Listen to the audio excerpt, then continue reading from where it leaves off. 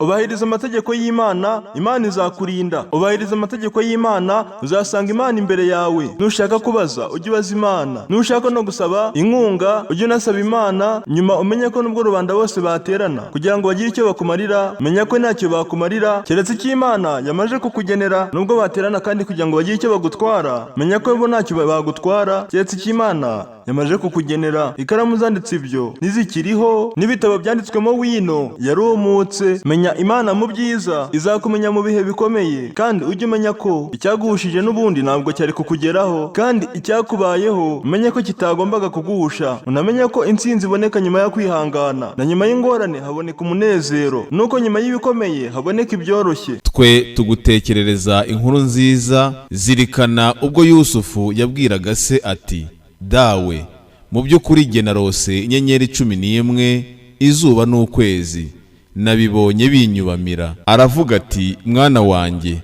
nturotorere inzozi zawe abavandimwe bawe batagucurira umugambi mubi. Mu by'ukuri shayitani ni umwanzi ugaragara w'umuntu. Uko niko nyagasani wawe azaguhitamo, azakwigisha gusobanura inzozi, anagusendereze inema ze no ku muryango wa Yakobo, nk'uko yazisendereje abakurambere bawe mbere, Iburahimu na Isihaka. Mu by'ukuri nyagasani wawe ni umumenyi cyane ushishoza. Mu by'ukuri muri Yusufu n'abavandimwe be hari amasomo kubabaza. Zirikana ubwo bavugaga bati, rwose Yusufu na murumuna we bakunzwe kwa data kuturusha, kandi twe turi itsinda. Mu by'ukuri data ari mu buyobe bugaragara. Nimwice Yusufu cyangwa mumute ishyanga, kugira ngo uburanga bwa so bubagarukire, mukaba nyuma ye abantu b'intungane. Umwe muri bo aravuga ati, ntimwice Yusufu, ahubwo mumunage mu ndiba y'iriba, bamwe mu bagenzi bazamutoragura niba muri abakora. Baravuga bati, dawe, kuki utatwizera kuri Yusufu, kandi mu by'ukuri twe turabamugira inama, mwohereze hamwe natwe, ejo azidagadure anakine. Mu by'ukuri twe turabamurinda. Aravuga ati, mu by'ukuri jye ndaterwa agahinda nuko mwamujyana, kandi ndatinya ko ikirura cyamurya namwe mumurangaranye. Baravuga bati, mu by'ukuri ikirura kimuriye, kandi turi itsinda, rwose twaba turi mu bahombye. Bamujyanye bahuriza hamwe ko bamushyira mu ndiba y'iriba. Turamuhishurira tuti, rwose uzababwira iki gikorwa cyabo bo batabizi. Basanga se mu kabwibwi barira. Baravuga bati, dawe, mu by'ukuri twe twagiye dusiganwa, dusiga Yusufu ku bintu byacu, ikirura kiramurya, kandi wowe nturo kutwizera niyo twaba abanyakuri. Bazana ikanzu ye iriho amaraso yo kubeshya. Aravuga ati, ahubwo imitima yanyu yabatakiye ikintu, igikwiye ni ukwihangana kwiza, kandi Allah niwe wifashishwa ku byo muvuga. Haza abagenzi, bohereza umuvomyi wabo amanura indobo ye. Aravuga ati, mbega inkuru nziza, dore umuhungu. Bamugira igicuruzwa mu ibanga, kandi Allah ni umumenyi cyane w'ibyo bakora. Bamugurisha ku giciro gito, dirihamu mbarwa, nta nubwo bari bamukeneye. Uwamuguze mu Misiri abwira umugore we ati, tunganya neza icumbi rye, wenda yazatugirira akamaro, cyangwa tukamugira umwana. Uko niko twatekanyije Yusufu mu gihugu, no kugira ngo tuzamwigishe gusobanura inzozi. Allah nunesha ku itegeko rye, nyamara abenshi mu bantu ntibabizi. Ageze mu bukwerere bwe, twamuhaye ubushishozi n'ubumenyi. Uko niko duhemba abagira neza. Umugore yarabereye mu rugo amusaba urukundo, adadira imiryango. Aravuga ati, ngwino nduwawe. Aravuga ati, nikinze kuri Allah. Mu by'ukuri umugabo wawe ni umutware wanjye, yanyakiriye neza. Rwose abahuguza ntibakiranuka. Rwose yaramwifuje. Iyo atabona ibimenyetso simusiga bya nyagasani we, nawe yari kumwifuza. Ibyo byari ukugira ngo tumurinde igicumuro n'ikibi. Mu by'ukuri we ari mu bagaragu bacu b'indobanure. Batanguranwa ku muryango, atabura ikanzu ya Yusufu inyuma. Basanga umugabo we ku muryango. Aravuga ati, ni ikihe gihano cy'ushaka kuwawe igicumuro uretse gufungwa cyangwa igihano kibabaza? Aravuga ati, niwe wanshatseho urukundo ntabishaka.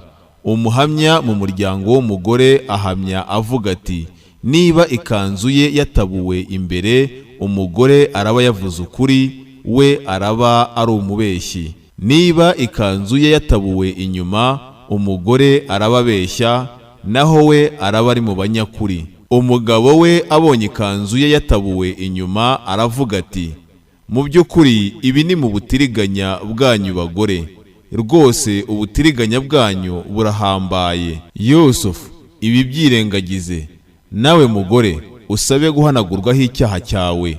Mu by'ukuri wowe wari mu bakosheje. Abagore bo mu mujyi baravuga bati, umugore w'umutware arashaka urukundo ku mugaragu we atabishaka, rwose yamugeze mu gicumbi cy'urukundo. Mu by'ukuri twe turamubona mu buyobe bugaragara. Yumvise ubugambanyi bwabo, yarabatumiye abategurira ubwegamo. Aha buri umwe muri bo umushyo aravuga ati, ngaho sohoka. Bamubonye baramukuza, batemagura intoki zabo, baravuga bati, ubutungane ni ubwa Allah. Uyu si umuntu, uyu si ikindi uretse marayika mutagatifu. Aravuga ati, uwo niwe watumye mungaya. Rwose namushatseho urukundo atabishaka, arabyirinda. Nadakora ibyo mutegeka rwose arafungwa, azanaba mu basuzuguritse. Aravuga ati, nyagasani wanjye, gereza niyo nziza kuri jye kurusha ibyo bampamagarira, kandi nutankiza akagambane kabo nzababogamiraho mbe mu njiji. Nyagasani we yakira ugusaba kwe, anamukiza akagambane kabo. Mu by'ukuri niwe wumva cyane, umumenyi cyane. Hanyuma basanga bamaze kubona ibimenyetso by'uko ari umwere, bazamufunga kugeza igihe kitazwi. Abasore babiri binjirana nawe muri gereza. Umwe muri bo aravuga ati, mu by'ukuri narose nenga inzoga. Undi aravuga ati, mu by'ukuri jye narose nikoreye umugati inyoni ziwuryaho. Zidusobanurire, mu by'ukuri twe turabona uri mu bagira neza. Aravuga ati, ibiryo mugaburirwa ntibibageraho uretse ko ndaba nazibasobanuriye mbere yuko bibageraho. Ibyo ni mu byo nyagasani wanjye yanyigishije. Mu by'ukuri jye naretse inzira y'abantu batemera Allah, kandi bo kumperuka bakaba ari abahakanyi. Nakurikiye idini ry'ababyeyi banjye Iburahimu, Isihaka na Yakubu. Ntibikwiye kuri twe ko tubangikanya Allah n'icyo ari cyo cyose. Ibyo ni mu ngabire za Allah kuri twe no ku bantu bose, nyamara abantu benshi ntibashimira. Yemwe bagenzi banjye bo muri gereza, ese ibigirwamana byinshi bitandukanye nibyo byiza, cyangwa Allah umwe uganza? Ibyo mugaragira bitari we ntacyo biri cyo uretse amazina mwabihimbye mwe n'abakurambere banyu. Allah ntabwo yigeze ayamanurana ibimenyetso. Yategetse ko mudakwiye kugira icyo mugaragira uretse we wenyine.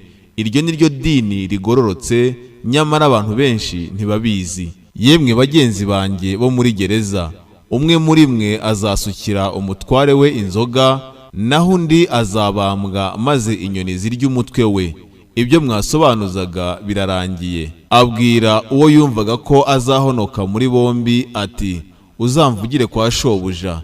Shayitani amwibagiza kwibutsa shebuja. Aba muri gereza imyaka runaka. Umwami aravuga ati, mu by'ukuri jye narose mbona inkandwi zishishe ziribwa n'inkandwi z'imigata, n'imisogwe 7 mibisi n'indi yumye.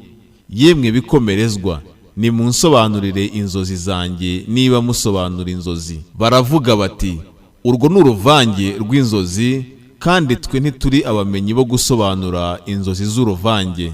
Uwarokotse muri bo yibutse nyuma y'igihe aravuga ati, njye ndababwira ibisobanuro byazo ni mu ntume. Yusufu, yewe munyakuri, dusobanurire inkandwi zishishe ziribwa n'indwi z'imigata n'imisogwe 7 mibisi n'indi yumye, kugira ngo nsubire ku bantu wenda basobanukirwa. Aravuga ati, muzahinga imyaka 7 ikurikirana.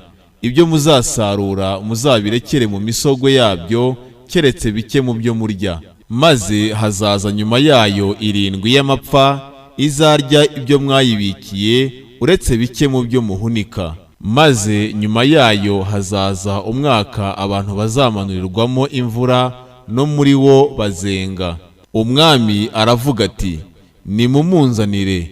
Intumwa imugezeho aravuga ati subira kwa shobuja umubaza uti bite by'abagore bitemaguye intoki, mu by'ukuri nyagasani wanjye ni umumenyi cyane ubutiriganya bwabo. Aravuga ati ni iyihe mpamvu ikomeye yabateye gusaba Yusufu urukundo we atabishaka?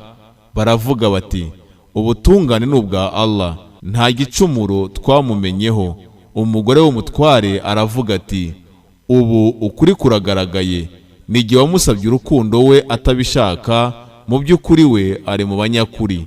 Ibyo ni ukugira ngo amenye ko jye ntamuhemukiye rwihishwa no kuba Allah atayobora ubutiriganya bw'abahemu. Ntabwo niyeza.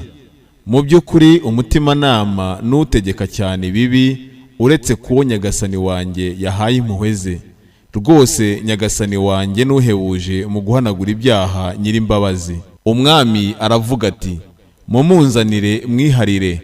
Amuganirije aravuga ati mu by'ukuri wowe uyu munsi kuri twe urutekanye uwizewe. Aravuga ati nshinga ibigega by'igihugu, mu by'ukuri jye ndi umurinzi umumenyi cyane. Uko niko twubahishije Yusufu mu gihugu, agituramo aho ashaka.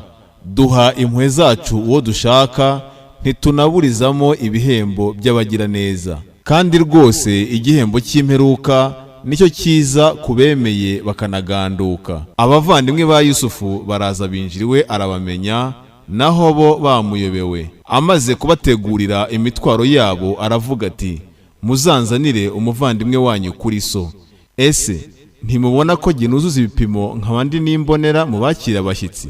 Nimutamunzanira nta bipimo muzabona iwanjye, ntimuzananyegere. Baravuga bati tuzinginga se tumumusabe, kandi rwose twe tuzabikora. Abwira abagaragu be ati mushyire ibicuruzwa byabo mu mitwaro yabo kugira ngo bazabimenye nibasubira iwabo, wenda bazagaruka. Bagarutse kwa se baravuze bati dawe twahakaniwe kuzapimirwa, twoherezanye na murumuna wacu kugira ngo dupimirwe, kandi rwose twe tuzamurinda. Aravuga ati ese namubizeraho nte uretse ko ari nk'uko nabizeye kuri mukuru we mbere?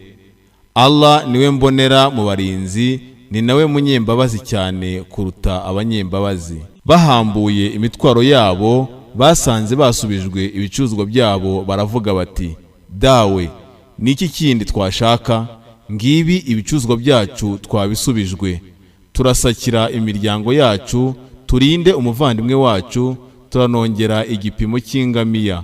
Uko ni ugupima koroheje. Aravuga ati ntabwo mwohereza hamwe namwe keretse nimumpa isezerano rikomeye rituruka kwa Allah ko rwose muzamunzanira keretse mugoswe. Bamuhaye isezerano ryabo rikomeye. Aravuga ati Allah kubyo tuvuga ni umuhamya. Aravuga ati bana banjye ntimuzinjirire mu muryango umwe, muzinjirire mu miryango itandukanye. Nta kintu na kimwe nabamarira ku byo Allah yagennye. Nta tegeko uretse irya Allah. Niwe niringiye, kandi abiringira nibamwiringire. Binjiye nk'uko se yari yabibategetse, kandi nta n'icyo yari kubamarira ku byagenwe na Allah uretse icyifuzo cyari mu mutima wa Yakubu yashohoje. Mu by'ukuri we ni nyir'ubumenyi ku byo twamwigishije, ariko abantu benshi ntibabizi. Binjiye kwa Yusufu yacumbikiye murumuna we aravuga ati mu by'ukuri ni jye mukuru wawe, ntuterwa agahinda n'ibyo bakoraga. Amaze kubategurira imitwaro yabo ashyira igikombe mu mutwaro wa murumuna we, maze umuhamagazi aratangaza yemwe bagenzi, mu by'ukuri mwe muri abajura. Barahindukira baravuga bati murabura iki? Baravuga bati turabura igikombe cy'umwami, uri bukizane arahembwa umutwaro w'ingamiya, kandi genda ubyishingira. Baravuga bati tallahi rwose muzi yuko tutaje kwangiza mu gihugu, ntituri n'abajura. Baravuga bati igihano cye kiraba ikihe niba muri ababeshyi? Baravuga bati, igihano cye uwo kiri busangwe mu mutwaro we, igihano cye ni ukugirwa umucakara. Uko niko duhana abahuguza. Ahera ku mitwaro yabo mbere y'umutwaro wa murumuna we, hanyuma agisohora mu mutwaro wa murumuna we. Uko niko twakoreye umugambi Yusufu. Ntiyari kugumana murumuna we ku itegeko ry'umwami keretse Allah abishatse. Tuzamura mu ntera uwo dushatse, kandi hejuru ya buri ufite ubumenyi hari umumenyi kurushaho. Baravuga bati, niba yibye na mukuru we yaribye mbere. Yusufu arigira ibanga mu mutima we, ntiyaribagaragariza. Aravuga ati, nimwe muri aha bikurusha, kandi Allah niwe uzi cyane ibyo muvuga. Baravuga bati, yewe mutware, mu by'ukuri we afite se w'umusaza rukukuri. Fata umwe muri twe mu cyimbo cye, rwose twe turakubona mu bagira neza. Aravuga ati, nikinze kuri Allah ko natwe twafata uretse uwo twasanganye umutungo wacu. Mu by'ukuri twe ubwo twaba turi mu bahuguza. Bamaze kumwihebaho baritaruye bongorerana. Mukuru wabo aravuga ati, ese ntimuzi ko so yabafasheho isezerano rikomeye rya Allah, kandi na mbere mwarahemukiye Yusufu? Simva mu gihugu keretse data anyemereye cyangwa Allah akancira urubanza, niwe mbonera mu bacamanza. Nimusubire kwa so muvuge muti, dawe, mu by'ukuri umwana wawe yibye, kandi ntiduhamya uretse ibyo twamenye, nta nubwo turi abamenyi b'ibitagaragara. Ubaze umudugudu twari turimo n'abagenzi twahuriyemo, mu by'ukuri twe turi abanyakuri. Aravuga ati, ahubwo imitima yanyu yabatakiye ikintu. Igikwiye ni ukwihangana kwiza. Allah azabanzanira bose. Mu by'ukuri we ni umumenyi cyane ushishoza. Abatera umugongo aravuga ati, mbega agahinda kanjye kuri Yusufu. Amaso ye arahuma kubera agahinda, kandi we arushenguka.